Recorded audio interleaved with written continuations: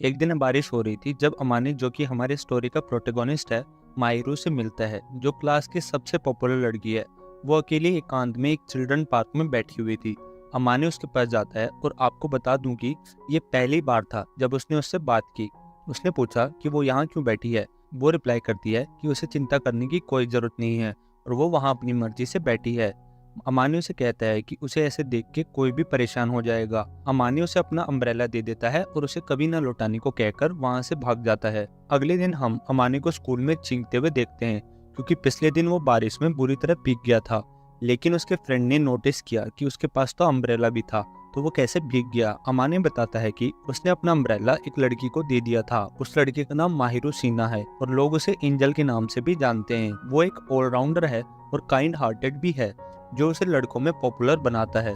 वो बताता है कि उसकी क्लास में लगभग हर लड़का उसे डेट करने के लिए रेडी होगा, लेकिन उसे इसमें कोई इंटरेस्ट नहीं है। स्कूल के बाद जब वो घर पहुंचता है तो उसके अपार्टमेंट के सामने मायरू खड़ी हुई थी, जो उसे उसका अम्ब्रेला लौटाने आई थी। अमानी जब उसे कहता है कि उसे अम्ब्रेला लौटाने की कोई जरूरत नहीं थी, और तब मायरू को उसकी दबी हुई आवाज और लटके चेहरे से पता चलता है कि वो बीमार है और अब वो उसे इस हालत में छोड़कर नहीं जा सकती और उसकी केयर करना चाहती है। अमानी बताता है कि वो ये बात किसी और को पता नहीं लगने देगा कि माहिरो उसके साथ वाले अपार्टमेंट में रहती है। 2 घंटे बाद जब अमानी जागता है तो माहिरो को अपने पर कूदते हुए पाता है। माहिरो से अपना टेम्परेचर चेक करने को बोलती है, जो वो फटाक से करता है, जिसे देखकर माहिरो ब्लश करने लगती है।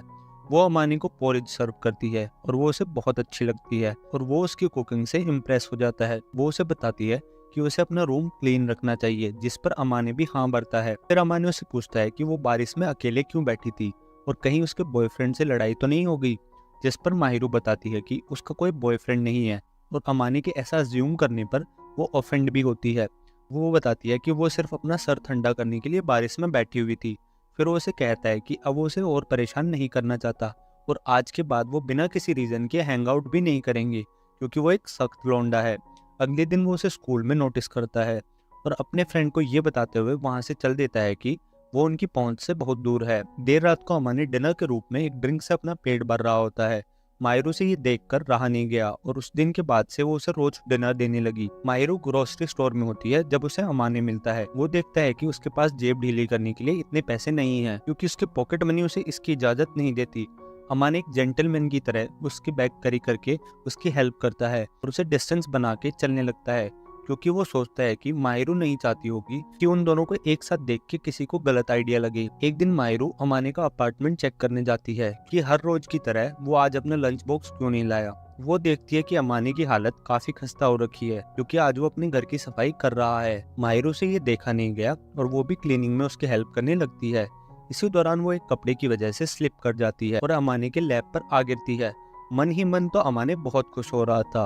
वो उसे कहती है कि ये तुम्हारे गंदगी रखने का नतीजा है, बट उसे क्या पता कि हम लड़के तो होते ही ऐसे हैं। फिर वो डिनर ऑर्डर करते हैं और अमानी को पता लगता है कि मायरू ने कभी पिज्जा ऑर्डर नहीं किया है, क्योंकि उसके फेवरेट तो गोलगप्पे वाले अंकल हैं। बाद में जब मायरू घर जाने लगती है तो अमानी उससे पूछता है कि वो उसे रोज डिनर क्यों देती है और इससे उसे क्या मिलता है। वो कहती है कि तुम्हारी अनहेल्दी डाइट देखकर मुझे अच्छा नहीं लगता, लड़कियों का तो काम ही होता है खाना बनाना, तो उसके लिए भी बनाने में उसे कोई हर्ज नहीं है। अगले दिन अमानी को फिर से मायरू पार्क में अकेले बैठे मिलती है। इस बार जब उसने पूछा कि वो यहाँ क्या कर रही है तो वो पहले तो थोड़ा हिचकिचाती है और फिर बताती है कि वो एक कैट को बचाने की कोशिश कर रही थी, जो ट्री पर अटक गई थी। अमानी जल्दी से कहीं भाग कर जाता है और कुछ आइस क्यूब्स और फर्स्ट एड बॉक्स ले आता है। वो उसे अपनी टाइट्स रिमूव करने को कहता है, क्योंकि उसे पट्टी करनी है। वो अपना चेहरा दूसरी तरफ घुमा लेता है ताकि माहिरू को एम्बेरसमेंट ना हो और फिर उसके एंकल पर पट्टी कर देता है। मजाक मजाक में वो उसे कहता है कि चाहे उसे कुकिंग ना आती हो पर वो इंजरीज को हील कर सकता है। वो उसे अपनी हुडी और ट्रैक पैंट देता है और माहिरू को अपने कंधे पर उठाकर उसे घर ले जाता है, क्योंकि वो चल नहीं पा रही थी। अब स्कूल में हम देखते हैं कि स्पोर्ट्स क्लास में अमानी ने शॉर्ट्स पहने हुए हैं, क्योंकि उसने अपनी ट्रैक पैंट माहिरू को दे दी थी। माहिरू से देख के मुस्कुराती है और वो भी मुस्कुराता है। रात के समय माहिरू रोज की तरह अमानी के लिए डिनर लेके आती है, मगर अमानी एक विश जताते हुए कहता है कि काश वो गरम गरम खाना खा पाता, क्योंकि टिफिन में आते आते खाना ठंडा हो जाता है। ये सुनकर मायरो को लगने लगा कि अमानी सिर्फ उसके अपार्टमेंट में आने का बहाना ढूंढ रहा है, बट फिर उसे रियलाइज होता है कि अमानी का ये मतलब नहीं था। तो वो उसे एक ऑप्शन देती है। वो उसे कहती है कि अगर वो खाने का आधा हिस्सा पे करे तो वो उसके घर पर आके खाना बना सकती है, जिस पर अमानी फटक से हाँ कर देता है। अपनी सेफ्टी के लिए वो उसे बताती है कि वो उसके सामान को बेलन से पीस देगी अगर उसने ओवर स्मार्ट बनने की कोशिश की। वो दोनों ग्रोसरीज के आधे आधे पैसे पे करने लगे और अमानी उसकी कुकिंग के लिए उसे थोड़ा एक्स्ट्रा पे कर देता। अमानी की तो जैसे लॉटरी लग गई हो। खाने की तारीफ करते हुए वो उसे बोलता है कि उसे तो जैसे एक वाइफ मिल चुकी है। वो उससे पूछता है कि क्या वो ऐसे लड़की के लिए खाना बनाने में कंफर्टेबल है जिसके लिए उसके मन में कोई भी फीलिंग्स ही ना हो। मायरो से सिर्फ एक सवाल पूछती है कि उसे खाना चाहिए या नहीं, जिस पर अमानी इमीडिएटली उससे कुकिंग कंटिन्यू रखने को बोलता है। एग्जाम के रिजल्ट आ चुके हैं और अमानी का नाम टॉप 30 की लिस्ट में है। उसकी फ्रेंड की गर्लफ्रेंड वहां आ जाती है और वो दोनों को देख के अमानी के मन में दो ही वर्ड्स आते हैं, निब्बा और निब्बी। जब वो घर पहुंचता है तो देखता है कि मायरो अपने स्कोर कैलकुलेट कर रही थी और वो अमानी को बताती है कि उसके ऑलमोस्ट सभी आंसर सही हैं और उसके अच्छे मार्क्स आने की संभावना है। वो अमानी की भी तारीफ करती है कि वो भी पढ़ाई में कुछ बुरा नहीं है और उसके काफी अच्छे मार्क्स आते हैं, जिसका श्रेय वो अपार्टमेंट में अकेले रहने को देता है। मायरो अपने घर के लिए निकल ही रही होती है कि स्कूल आईडी नीचे गिर जाती है और अमानी नोटिस करता है कि जल्दी उसका बर्थडे आने वाला है। अमानी सोचने लगता है कि अब कुछ ही दिनों में मायरो का बर्थडे आने वाला है और उसे गिफ्ट में क्या दिया जाए। वो मायरो से इनडायरेक्टली पूछता है कि उसे क्या चीज की जरूरत है और वो जवाब देती है कि आईफोन 13 प्रो। जो सुन के अमानी के पांव तले जमीन खिसक जाती है क्योंकि उसकी किडनी खतरे में थी। वो अपनी बेस्ट फ्रेंड की गर्लफ्रेंड को पूछता है कि एक लड़की के लिए अच्छा बर्थडे गिफ्ट क्या हो सकता है। वो फाइनली एक टेडी बियर माहिरो को गिफ्ट देने जाता है, मगर माहिरो सरप्राइज थी कि उसे उसका बर्थडे डेट कैसे पता चली। उसने बताया कि उसने उसके आईडी कार्ड देख लिया था। उसे गिफ्ट बहुत पसंद आता है और उसे बताती है कि उसने अपने बर्थडे के बारे में किसी को नहीं बताया हुआ क्योंकि उसे ये सब बिल्कुल पसंद नहीं। लेकिन वो प्रॉमिस करती है कि उस टेडी बियर को वो खूब संभाल कर रखेगी क्योंकि ये उसका फर्स्ट गिफ्ट है। मायरो के इतने क्यूट फेस को देखकर वो उसके सर पर हाथ फेरने ही वाला होता है, मगर वो खुद को किसी तरह रोक ही लेता है। अगले दिन अमानी के घर पर अचानक से उसकी मॉम आ जाती हैं। वो जल्दी से मायरो को अपने रूम में छुपा देता है और फिर अपनी मॉम को अंदर ले आता है। अचानक से अपनी मॉम को यहाँ देख के वो बिल्कुल भी खुश नहीं था। उसकी मॉम उसे बताती हैं कि अगर वो ऐसे अचानक से नहीं आती तो उसे पता नहीं लगता कि वो कैसे रह रहा है और किस हाल में है। अमानी के मना करने पर भी वो उसके बेडरूम में चली जाती हैं और माहिरो को सोते हुए पाती हैं। उसकी मॉम सोचती हैं कि शायद वो अमानी की गर्लफ्रेंड है और उसे तसल्ली देती हैं कि वो उसके इस डिसीजन में उसका सपोर्ट करेंगी। अमानी बताता है कि वो उसे लाइक करता है, लेकिन सिर्फ एज अ फ्रेंड, जो कि इस दुनिया का सबसे बड़ा झूठ था क्योंकि ये साफ जाहिर था कि अमानी का माहिरो में इंटरेस्ट एज अ फ्रेंड से बढ़कर है। जैसे ही माहिरो जागती है, अमानी की मोम उस पर सवालों की बरसात कर देती है, जिससे वो कंफ्यूज हो जाती है। वो सब इस सिचुएशन को समझने की कोशिश कर रहे थे, लेकिन अमानी की मोम तो माहिरो को अपनी बहू के रूप में स्वीकार कर चुकी थी और उसे अमानी की सारी खूबियां बताने लगी। जब उसकी मोम चली जाती है तो माहिरो बताती है कि वो एक अच्छी वुमन है, बस थोड़ा ज्यादा बोलती है। उसे काफी स्पेशल फील हुआ जब अमानी की मोम ने उसे उसके फर्स्ट नेम से बुलाया। अमानी भी उसे उसके फर्स्ट नेम से बुलाता है और फिर मायरो भी सेम ऐसा ही करती है। वो उसे समझाती है कि पब्लिक में हम एक दूसरे को ऐसे नहीं बुला सकते और इस बात का पूरा ध्यान रखेंगे क्योंकि जापान में सिर्फ कपल से एक दूसरे को फर्स्ट नेम से बुलाते हैं। अमानी माहिरो को अपने अपार्टमेंट की की दे देता है और कहता है कि वो ये रख सकती है क्योंकि उसे उस पर पूरा ट्रस्ट है। एक दिन बाद माहिरो के एग्जाम रिजल्ट आ चुके थे और हर बार की तरह इस बार भी उसने फर्स्ट प्लेस हासिल किया था। जिसे सेलिब्रेट करने के लिए अमानी केक लाता है। केक खाते हुए अमानी को माहिरो काफी क्यूट लग रही थी और तभी फ्लो में माहिरो अमानी को भी केक खिलाने लगती है। शर्माते हुए अमानी केक खा लेता है और फिर माहिरो को भी खिलाता है। अगले दिन अमानी कुछ ग्रोसरीज घर लाता है और कुकिंग में अपना बेस्ट देता है, लेकिन उसकी डिश का स्वाद किसी सड़े हुए करेले से कम नहीं था। तो एंड में फेल होने के बाद उसे माहिरो का बना खाना ही खाना पड़ता है। वो उसे बताती है कि अगर वो कुकिंग सीख लेगा तो उसके पास करने को कुछ भी नहीं बचेगा। तो अमानी उसे अश्योर करता है कि वो उसे कुकिंग करने से बिल्कुल नहीं रोकना चाहता और वो उसे बहुत पसंद करता है, मेरा मतलब उसकी कुकिंग को। और माहिरो भी कहती है कि वो भी उसके लिए कुकिंग करना कंटिन्यू रखेगी। इत्सुकी, जो अमानी का बेस्ट फ्रेंड है, और उसकी गर्लफ्रेंड चितोसे, जिनका नाम फाइनली हमें पता चलता है, वो दोनों अमानी से पूछते हैं कि क्या वो उसके घर पर क्रिसमस पार्टी रख सकते हैं। अमानी पहले थोड़ा सोचता है और फिर कहता है कि वो ऐसा कर सकते हैं, लेकिन डिनर से पहले पार्टी खत्म हो जानी चाहिए। फिर वो अपने क्रिसमस प्लान्स माहिरो को बताता है और सरप्राइज हो जाता है क्योंकि मायरू के कोई क्रिसमस प्लान नहीं है। वो उससे पूछता है कि कहीं वो अकेलापन तो महसूस नहीं करेगी, लेकिन माहिरू कहती है कि अब उसे इस अकेलेपन की आदत सी पड़ गई है। फिर अमाने उसे अपने साथ क्रिसमस सेलिब्रेट करने को पूछता है और माहिरू कहती है कि वो उसके साथ वीडियो गेम्स खेलना पसंद करेगी। इत्सुकी और चितोसे अमाने के घर पे आ चुके थे और क्रिसमस पार्टी जोरों शोरों से चल रही है। बाहर स्नो होने लगती है और जब वो बाहर जाते हैं तो बालकनी में अकेली खड़ी माहिरू को नोटिस करते हैं। वो सब बहुत सरप्राइज थे कि माहिरू अमाने के पड़ोस में रहती है। फिर उन दोनों को ये भी पता लगने लगा कि अमाने की केयर करने वाली और कोई नहीं बल्कि स्कूल की पॉपुलर गर्ल माहिरू ही है। अमाने क्लियर करता है कि उसके और माहिरू के बीच में ऐसा कुछ नहीं है और उन दोनों से रिक्वेस्ट करता है कि वो ये बात आगे ना फैलाएं, क्योंकि अगर किसी को पता चला कि माहिरू अमाने के लिए डिनर बनाती है तो उसे बहुत बड़ी मिसअंडरस्टैंडिंग खड़ी हो जाएगी। चितोसे कहती है कि वो किसी को नहीं बताएगी और कोई विश्वास भी नहीं करेगा, क्योंकि माहिरू जैसी लड़की अमाने की लीग से कहीं बाहर है, जो कि बात सच भी थी। सारी बातें खत्म होने के बाद चितोसे और इतुस्की खुद को इंट्रोड्यूस करते हैं और माहिरू के साथ ऑफिशियली फ्रेंड बन जाते हैं। उनके जाने के बाद अमाने उससे माफी मांगता है कि क्रिसमस वैसा नहीं हुआ जैसे उन्होंने सोचा था। माहिरो अपने घर वापस जाकर एक डिश लाती है जिससे उन्होंने डिनर किया। माहिरो ने नोटिस किया कि अमाने खाते वक्त हमेशा स्माइल करते रहता है, जिसका राज अमाने बताता है कि उसकी कुकिंग है। माहिरो कहती है कि कुछ खुशियां सिंपल चीजों से भी मिल जाती हैं, कि उसके लिए ये खजाने से कम नहीं है।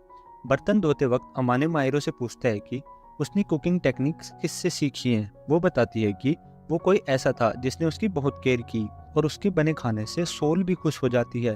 और तब अमाने कहता है कि उसका भी सेम कहना है उसके खाने के बारे में, जो सुनकर माहिरो हैप्पी हो जाती है। अगले दिन वो लंच पर गेम खेलने का प्लान बनाते हैं। माहिरो गेमिंग में बहुत नूब थी, तो अमाने उसके करीब आकर उसकी हेल्प करता है। वो बहुत ज्यादा क्लोज थे और जब माहिरो एकदम टर्न करके अमाने की तरफ देखती है तो एक सन्नाटा सा छा जाता है, जिसके लिए अमाने सॉरी बोलता है। वो दोनों दोबारा गेम में ध्यान देते हैं और माहिरो फॉर्म में आने लगी और इजी होकर खेलने लगी।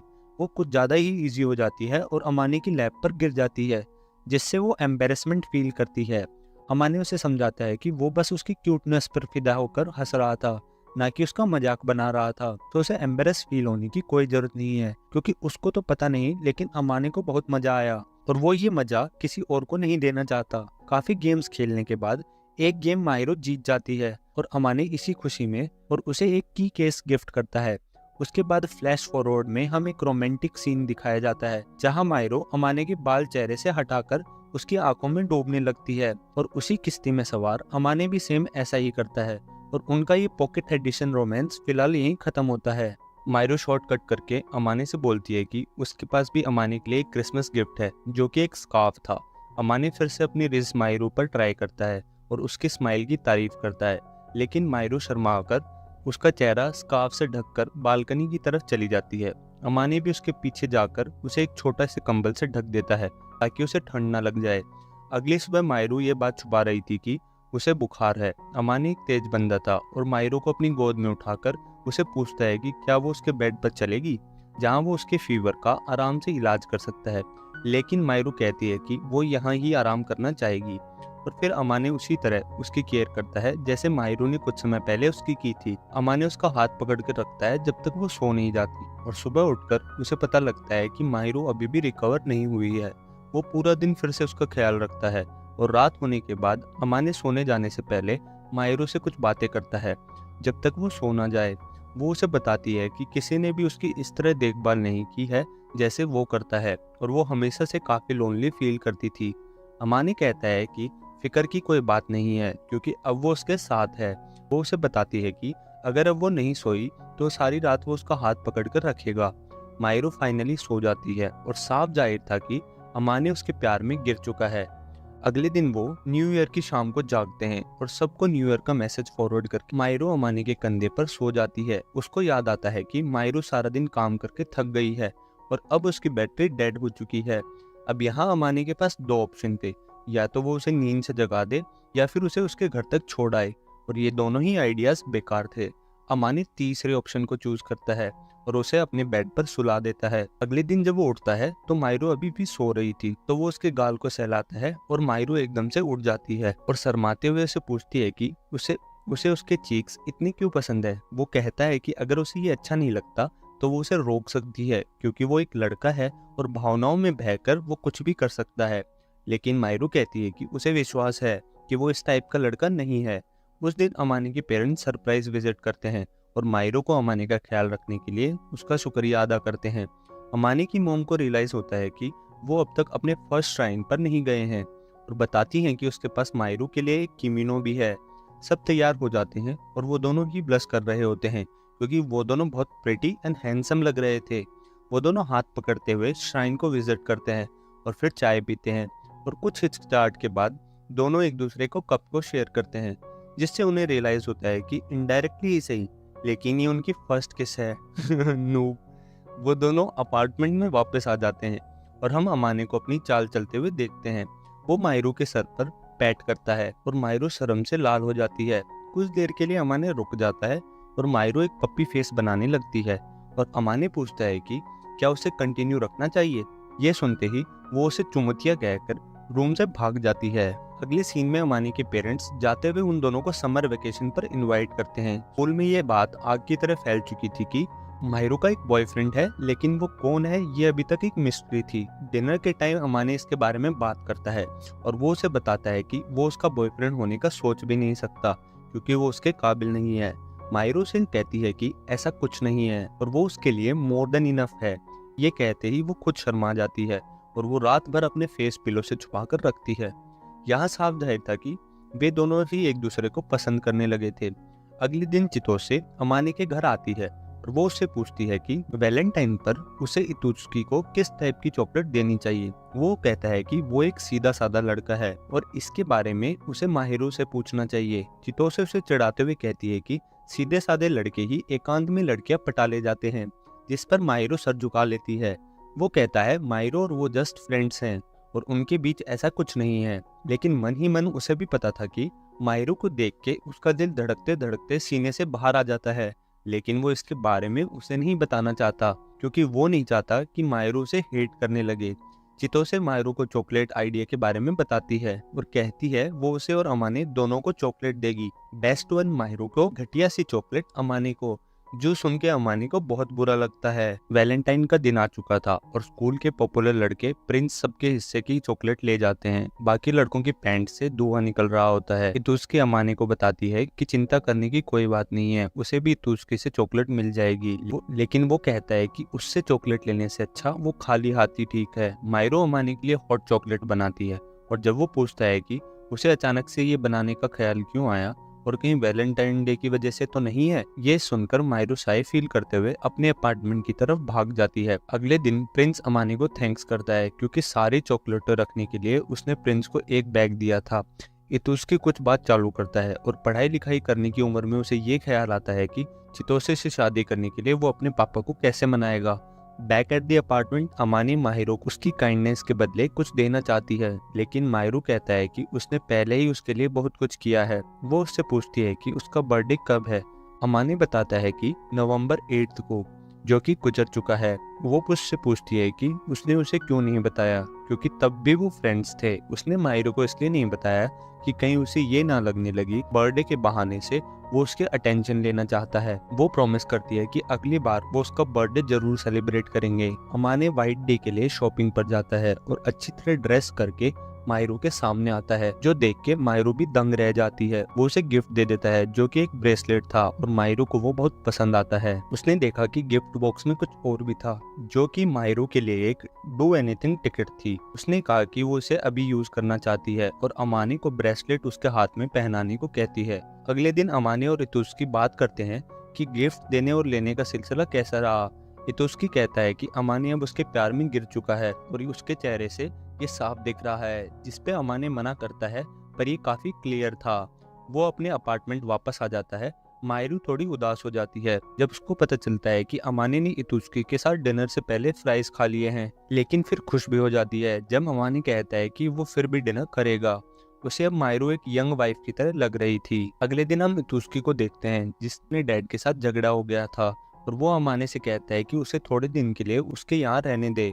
वो कहता है कि उसे कोई दिक्कत नहीं है जब तक कि माहिरू को कोई ऐतराज ना हो। इतुस्की अमानी के अपार्टमेंट पहुंचता है और माहिरू उसका स्वागत करती है और अमानी को कहती है कि गेस्ट का ध्यान रखे डिनर के दौरान इतुत्सुकी कुछ कहने वाला होता है मगर फिर कहता है कि वो बाद में बताएगा। रात को सोते टाइम इतुत्सुकी अमाने से कहता है कि वो मायरू के लिए बहुत अच्छा लड़का है और मायरू भी जरूर उसे लाइक करती है। वो कहता है कि ज्यादातर लोगों की तरह ना होकर मायरू अमाने को अच्छे से समझ लेती है, जो सुनकर अमाने खुश हो जाता है। सुबह होती है और हम देखते हैं कि चितोसे फुजिमाया अपार्टमेंट आई होती है क्योंकि उसको पता चल जाता है कि इतुत्सुकी भी वहाँ है। मायरू एक एग डिश बनाती है जो सबको बहुत पसंद आती है। वो कहती है कि ये सब उस इंसान की मेहरबानी है जिसने उसे कुकिंग सिखाई। दिन बीत जाता है जहाँ मायरू और चितोसे कुछ टाइम साथ बिताते हैं और मायरू मिस्टर टेडी के साथ ड्रेसअप करके पोज करती है जो अमाने ने उसको दिया था। चितोसे 3 दिन तक अमाने के घर पे रहने के बाद चितोसे के घर चला जाता है। अमाने और मायरू को फाइनली अकेले साथ रहने का वक्त मिलता है जहाँ वो मिस्टर टेडी के बारे में बात करने लगते हैं। मायरू बताती है कि वो टेडी बियर का एक छोटी बच्ची की तरह ख्याल रखती है और ये कहते ही वो शर्मा जाती है। वो अमाने से कहती है कि वो भी अपनी कोई शर्म आ जाने वाली बात बताए। वो कहती है अगर वो नहीं बताएगा तो वो इतुत्सुकी से पूछ लेगी और फिर अमाने पूछता है कि उसने इतुत्सुकी का नंबर कब लिया। उसने बताया कि उन्होंने नंबर तब एक्सचेंज किए थे जब चितोसे उनके घर आई थी। अचानक उसका फोन बजता है और एक मैसेज आता है जिससे उसका मूड तुरंत बदल जाता है। वो कहती है कि कुछ नहीं है पर यह क्लियर था कि यहाँ कुछ तो जरूर हुआ है। अगली सुबह पता चलता है कि वो मैसेज उसकी मॉम का था जो उसके घर आई हुई थी और मायरू को बिना वजह खरी खोटी सुना रही थी और अमाने भी ये सब सुन लेता है। जब मायरू अपार्टमेंट में जाने वाली होती है तब अमाने उसके पास आता है और उसे कहता है कि वो उसके साथ चले क्योंकि उसको पता है कि वो इस समय काफी उदास है। शुरू में थोड़ी हिचकिचाहट के बाद वो मान जाती है और उसके साथ चल देती है। वो अमाने को अपने पास्ट के बारे में बताती है कि कैसे वो अपनी माँ बाप के लिए सिर्फ एक गलती थी और उसके पेरेंट्स ने अपनी खुद की मर्जी से नहीं बल्कि घर वालों के प्रेशर से शादी की थी। वो कहती है कि उन्होंने कभी भी उसको अपने बच्चे की तरह ध्यान नहीं रखा और ये उसकी हाउसकीपर ही थी जो उसका ख्याल रखती थी। उसके माँ बाप सिर्फ उसका खर्चा संभालते थे। वो उसे बताती है कि वो उस दिन बारिश में अकेली झूले पर इसलिए बैठी थी क्योंकि उसकी माँ ने उसे कहा था कि वो उनकी एक मजबूरी है, जो मायरू के लिए काफी डिप्रेसिंग था। मायरू हमेशा से एक परफेक्ट चाइल्ड बनने की कोशिश करती थी लेकिन फिर भी उन्होंने हमेशा उसे इग्नोर किया। अमाने रियलाइज करता है कि उसके साथ कितना गलत हुआ है और उसको गले लगा लेता है। वो कहता है कि वो समझ सकता है कि वो दूसरों को अपनी कमियां दिखाने से क्यों डरती है और उसे खुलकर रोने को कहता है ताकि उसका मन हल्का हो जाए। वो अमाने के साथ थोड़ी देर कडल करने के बाद बेटर महसूस करती है और अमाने बिना सोचे समझे उसे कहता है कि वो उसे पसंद करता है, जिससे वो शर्मा जाती है और फिर उसे कहती है कि वो उसका हाथ थाम कर रखे और कभी भी ना छोड़े। थोड़ी देर कडल करने के बाद वो शर्मा जाती है और अमाने उसे कहता है कि उसे चिंता करने की जरूरत नहीं है क्योंकि अब वो अकेली नहीं है। वो समझाता है कि वो, उसके माँ बाप, इतुत्सुकी और चितोसे सब उसे ऐसे ही पसंद करते हैं जैसी वो है, ना कि जैसे वो लोगों को दिखाने की कोशिश करती है। वो दोनों एक चेरी ब्लॉसम पार्क में एक वॉक पर चलने का डिसाइड करते हैं। अचानक से मायरू अमानी को गले लगा देती है और उसे कहती है कि वो कभी भी अपनी नजर उससे हटाकर कहीं और ना डाले। अमानी सोचता है कि इस पॉइंट पर अगर वो उसे प्यार ना करता तो क्या करता। वो कहती है कि उसे कभी चेरी ब्लॉसम पसंद नहीं आए क्योंकि वो उसे याद दिलाते हैं कि वो कितनी अकेली है और उसके पास कभी भी कोई हाथ पकड़ने वाला नहीं था। अमानी मौका देखकर उसका हाथ पकड़ लेता है और फिर वो दोनों व्यू का नज़ारा लेते हैं। नए स्कूल टर्म में हम देखते हैं कि मायरू और अमाने एक ही क्लास में हैं। मायरू क्लास चेंज होने से खुश थी, न केवल इसलिए कि वो चितोसे के साथ हैंग आउट करना चाहती थी बल्कि इसलिए भी अमाने भी सेम क्लास में होगा।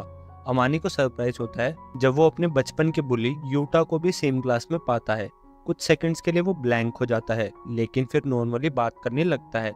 अपार्टमेंट में वापस अमाने का स्कूल इंसिडेंट से मूड ऑफ था। उसको कंफर्ट देने के लिए मायरू ने अमाने को अपनी गोदी में सर रख के सुला लिया, जो अक्सर एक बॉयफ्रेंड और गर्लफ्रेंड करते हैं। अमाने इससे थोड़ा कंफ्यूज होता है पर फिर भगवान को थैंक्स बोल के उसकी गोदी में सो जाता है। अमाने जब जागता है तो मायरू को थोड़ा जोर से कहते हुए पाता है कि वो हमेशा उसकी हेल्प के लिए रेडी रहेगी, ठीक वैसे जैसे अमाने उसके लिए हमेशा रहता है। और ये सब मायरू अमाने की चीक्स दबाते हुए कह रही थी। अगले दिन अमाने डिसाइड करता है कि वो मायरू के लिए कुछ गिफ्ट्स लेकर आए। वो आर्केड में कुछ गेम्स खेलता है और उन्हें मायरू के लिए ले आता है। वो पूछती है कि उसके बदले में उसे क्या चाहिए, जिस पर वो ठीक से रिस्पॉन्ड नहीं करता, जिससे मायरू नाराज हो जाती है।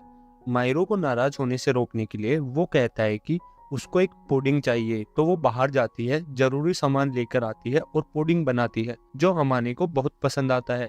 इसके बाद अमानी मायरू की तारीफ करता है, जिससे वो शर्मा जाती है और शर्मा के खुद का मुंह छुपा लेती है। स्कूल में प्रिंस इतुस्की और अमानी के साथ लंच करने को कहता है और वो मान जाते हैं, लेकिन अमानी देखता है कि मायरू पूरे टाइम मुंह बना के बैठी हुई थी। घर पे वो समझाती है कि वो इस चीज से जल रही है कि वो स्कूल में उसके साथ हैंग आउट नहीं कर सकती क्योंकि वो एक लड़की है, जिस पर अमानी उसे समझाता है कि अगर सबसे पॉपुलर गर्ल अचानक से उससे बात करने लगे तो पूरा स्कूल सदमे में चला जाएगा। इमानी, इत्सुकी, चितोसे और मायरू को एक ग्रुप प्रोजेक्ट मिलता है जिसमें उन्हें खाना बनाना है। मायरू अमानी को चिढ़ाती है कि वो खाना नहीं बना सकता और बाकी सभी लोग उसकी टांग खींचते हैं। कुकिंग ग्रुप का काम शुरू हो जाता है।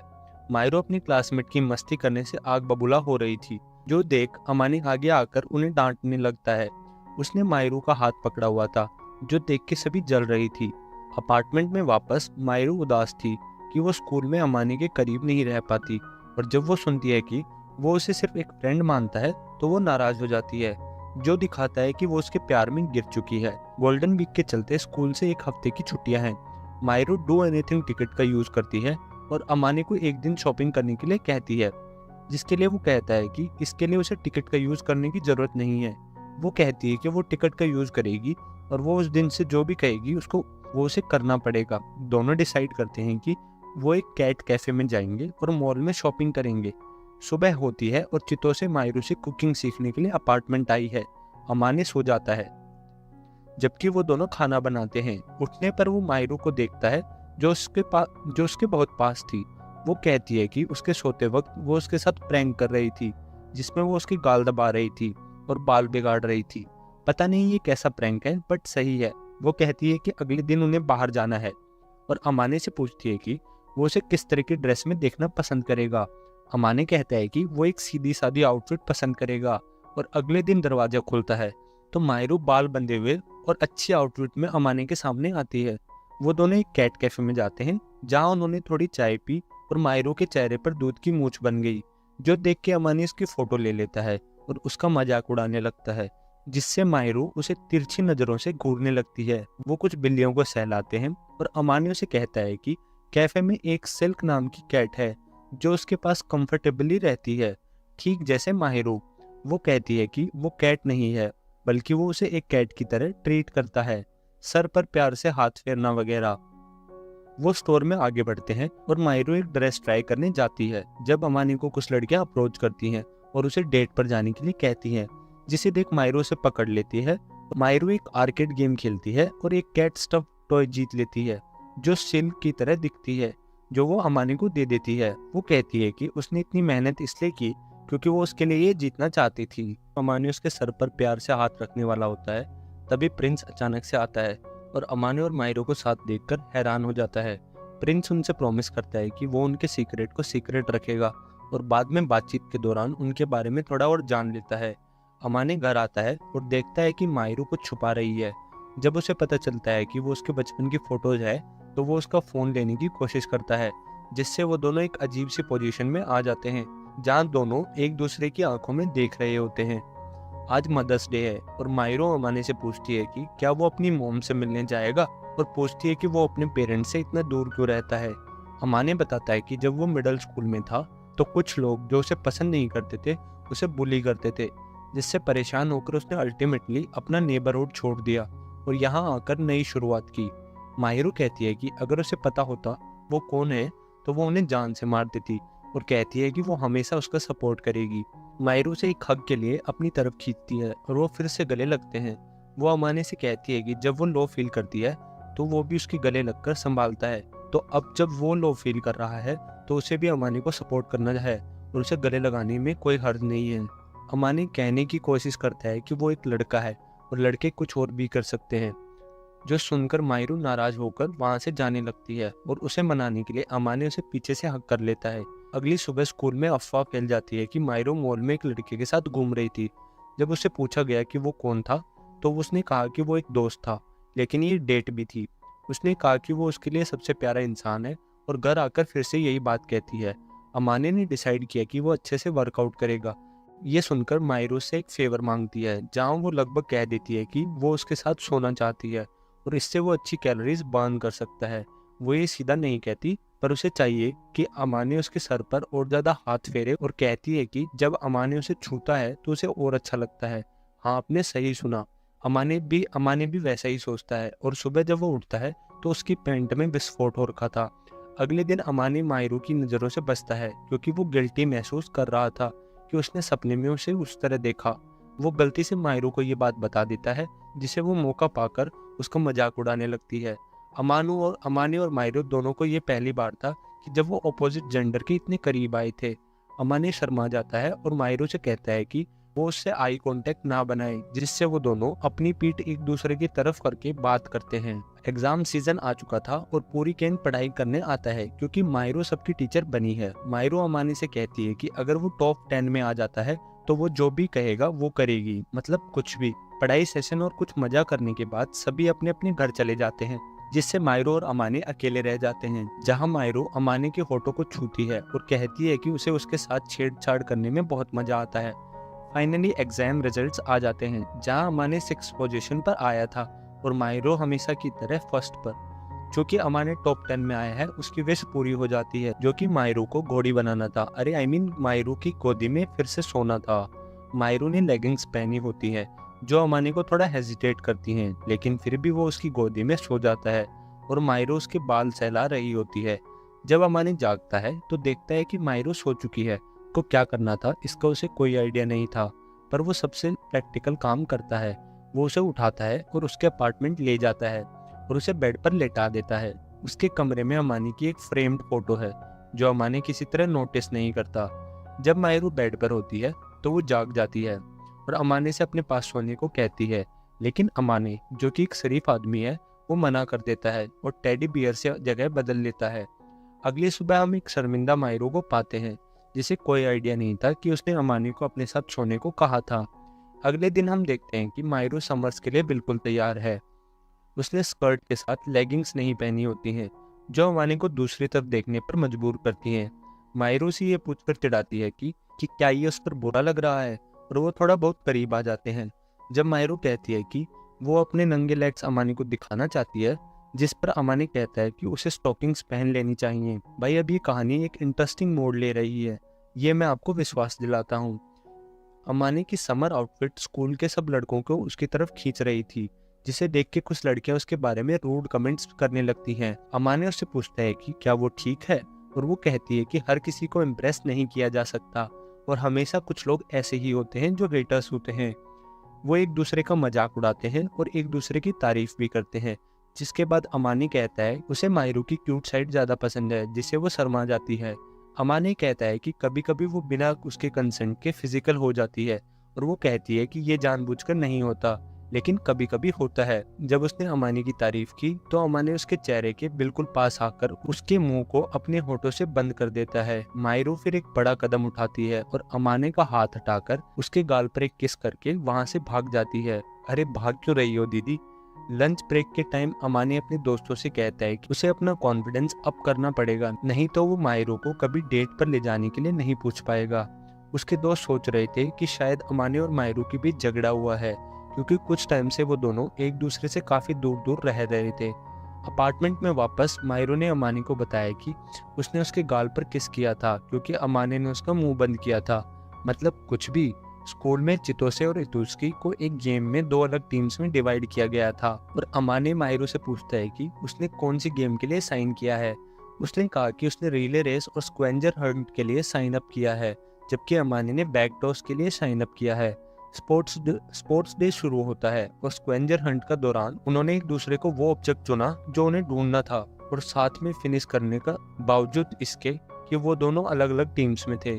पूरी स्कूल को सरप्राइज होता है जब पता चलता है कि अमानी को किसी खूबसूरत चीज को ढूंढना था और मायरू को किसी खास चीज को।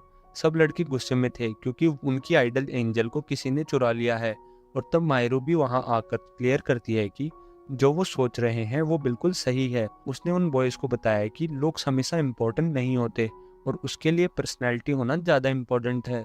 जो कि एक यूनिवर्सल झूठ है। उसके बाद वो दोनों लंच के लिए जाते हैं, जो सब स्टूडेंट को सरप्राइज कर देता है। अमानी खुद से वादा करता है कि घर पहुंचते ही वो अपनी फीलिंग्स माहिरू के साथ शेयर कर देगा। घर पर वो दोनों अकेले होते हैं और माहिरू अमानी से माफी मांगती है कि उसने उनका सीक्रेट सबके सामने खोल दिया। लेकिन अमानी कहता है कि उसे इस बात से कोई परेशानी नहीं है, और उल्टा वो उससे माफी मांगता है कि वो उसकी फीलिंग्स को नहीं समझ पाया। वो माहिरो से इजहार करता है कि वो उसके बारे में क्या सोचता है और कैसे वो उसके लिए इतनी जरूरी बन गई है। अब वो उसके बिना नहीं रह सकता। जिसके बाद वो उसे गले लगा लेता है। अमानी कहता है कि वो अभी उसके लायक नहीं है, लेकिन वो उसके लिए लेवल अप करने की पूरी कोशिश करेगा। वो उसे कहता है कि वही उसकी लाइफ की एंजल है, और दोनों एक दूसरे के गले लग जाते हैं। और ये शो यहीं पर खत्म होता है।